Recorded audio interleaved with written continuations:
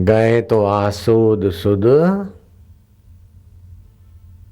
एक कम को तो बैठे, एक कम की दूज की प्रभात को उतरे मुंबई से। फिर पूछते ताजते गणेशपुरी पहुंच गए 11 बजे। बापूजी ने देखा कि हाँ इतना भगाया घर में रहने को, फिर तड़प बढ़ गई थी अनुष्ठान करके। तो हमारा तो दिल तड़प रहा था कि कब मिले। जैसे प्यासे आदमी को कोई भी बात करो तो बात करते हुए भी वो पानी के तरफ ही देखेगा। उस वक्त ऐसी तड़प भगवान की कृपा से हुई। मैं क्या और कुछ नहीं चाहिए, बस आपकी। बापूजी ने कहा भगवान भला करेगा, ठीक है भाई।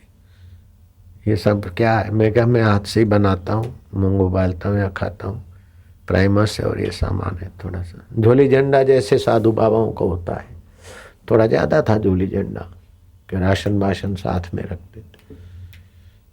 दूसरे किसी के हाथ का खाते नहीं थे, अपने विचार बरकरार रहे। एक बाजार खाने को बनाया, सब्जी वहां से बाबा के रसोई ने दी और अपना उबाला गोला सब्जी वब्जी मिला। 2 बजे थोड़ा थके थे, झोंका भोंका खाया और 2:30 के कुछ मिनट पहले बापूजी बुला रहे हैं। बापूजी ने साईं बुला रहे हैं।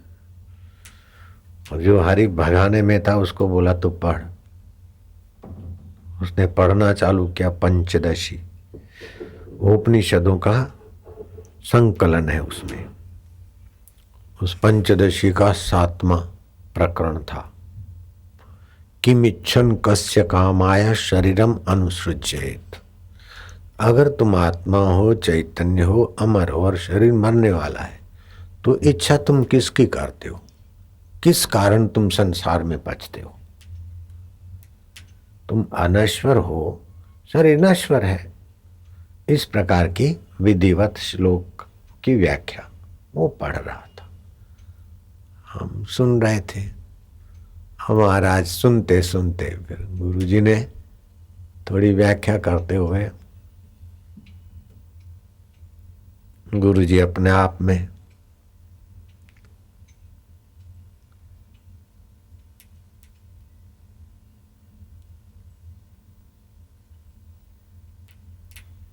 और नजर डाली तो आए है आसुद सुद 2 दिवस संबत 20-21 गुरुवर संबत 20-21 ध्यान 2:30 बजे मिलाए से गड़े का आकाश महाकाश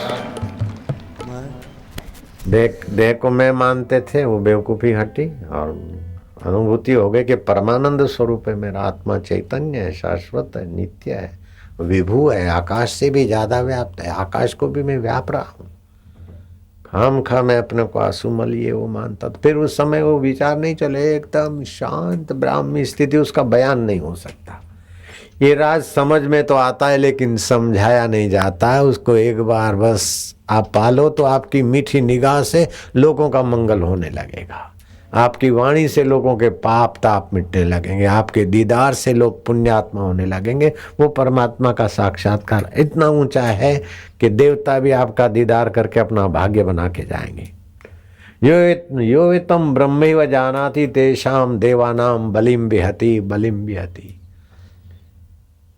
जो इस ब्रह्म परमात्मा को जानता है उसको देवता लोग भी वंदन करते, नमस्कार करते।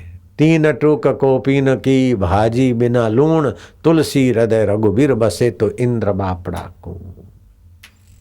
सदा दिवाली संत की 8 पहर आनंद, अकल मता कोई उपजा गिने इंद्र को रंग। अप्सराएं नाचे गंधर्व गान करे तब सुख। ये तो गुलामी हो गई ना। भले देवताओं से सम्मानित हो, महान आदरणीय है इंद्रदेव, हम इंद्रदेव को नन्ना मानने की गलती नहीं करेंगे। अभी भी यहाँ पधार जाएं तो हम उनका प्रेम से स्वागत करेंगे, वेलकम करेंगे। लेकिन इंद्रदेव स्वयं अपने आप को कभी कभी नन्ना महसूस करते हैं जब विचारते कि आखिर क्या पुण्य नष्ट होगा और फिर छूट जाएगा। आखिर शरीर कब तक और नृत्य कब तक। इंद्र भी तो बुद्धिमान है और कई इंद्र उसमें ज्ञानी भी बन गए जागृति करते करते। उस पुरुष की ऐसी स्थिति होती है, उपनिषद कहती है, यत पदम प्रेप्सवो दीना शक्रादय सर्व देवता। जिस पद को पाए बिना शक्रादय माना इंद्र आदि सब देव अपने को दीन मानते। यत पदम प्रेप्सवो दीना शक्रादय सर्व देवता अहो तत्र स्थितो योगी हर्षम न उपगच्छति। उस पद को, आत्म पद को पाकर उस योगी को अभिमान नहीं होता, घमंड नहीं होता कि सारी सृष्टि के राज्य वैभव से गंधर्वों को 100 गुना सुख, गंधर्वों से देव गंधर्वों को 100 गुना सुख, देव गंधर्वों से आजानु देवों को 100 गुना सुख, आजानु देवों से देवों को 100 गुना सुविधा, और देवों से राजा इंद्र ज्यादा सुखी। और इंद्र भी आत्म साक्षात्कार के बिना अपने को कभी कभी कोसते हैं।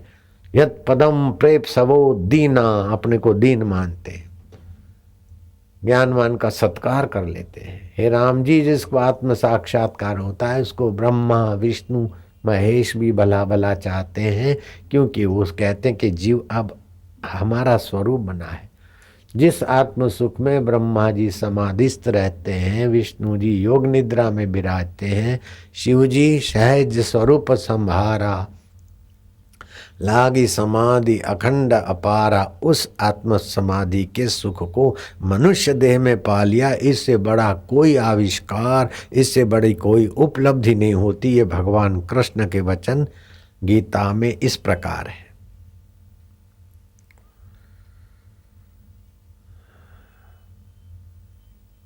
भगवान कहते हैं आभुवनान लोकान, ये जो 14 भुवन के लोक हैं और पद हैं, पुनरावर्तिनो अर्जुना, वो भोग भोग के फिर गिरो, फिर चढ़ो, फिर गिरो, चक्कर में रहो।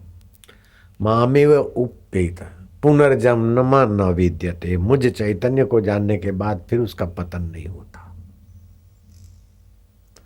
उपनिषद कहते स्नातम तेन सर्वतीर्थम दातम तेन सर्वदात्नम कृतम तेन सर्वयज्ञम येन क्षणम मनः ब्रह्म विचारे स्थिरम कृत्वा।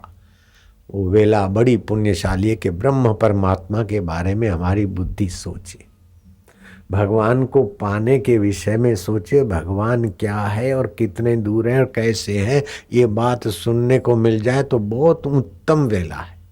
भगवान के मंदिर, अल्लाह की इबादत की जगहें तो बहुत देखी, लेकिन अल्लाह भगवान और गॉड वास्तविक में तो सारे ब्रह्मांड का आत्मा बनकर, प्राणी मात्र का अंतर चेतन बनकर विराज रहे हैं। और उन्हीं की सत्ता से इस्लाम वाले यूं माने ला इलाहा इल्लल्लाह, अल्लाह के सिवा कुछ नहीं। हिंदू यूं मान ले हरि व्यापक सर्वत्र समाना, प्रेम ते प्रगट होई में जाना। ईसाई यूं मान ले कि गॉड इज एवरीवेयर, सब जगह भगवान है। तो फिर नफरत और खींचातानी काहे की? ये दुनिया में सुख शांति और माधुर्य फैलाने के लिए वेदांत और उपनिषद और भागवत के जैसा ज्ञान कहीं नहीं मिलेगा। और ये कारण है कि हिंदू संस्कृति में इतनी विशालता है, तो हिंदू जहां भी जाते हैं दूध में शक्कर की नाई मिल जाते। रूपम रूपम प्रतिरूपम बभुआ, अनेक रूपों से दिखता हुआ एक ही चैतन्य, जैसे एक ही चांद पोखरों में, नदियों में, तालाबों में, सागरों में और सागर की लहरों में और थालियों में एक का एक चांद जगमगा रहा है, ऐसे ही एक नूर ते सब जग उपजा, कौन भले कौन मंदे।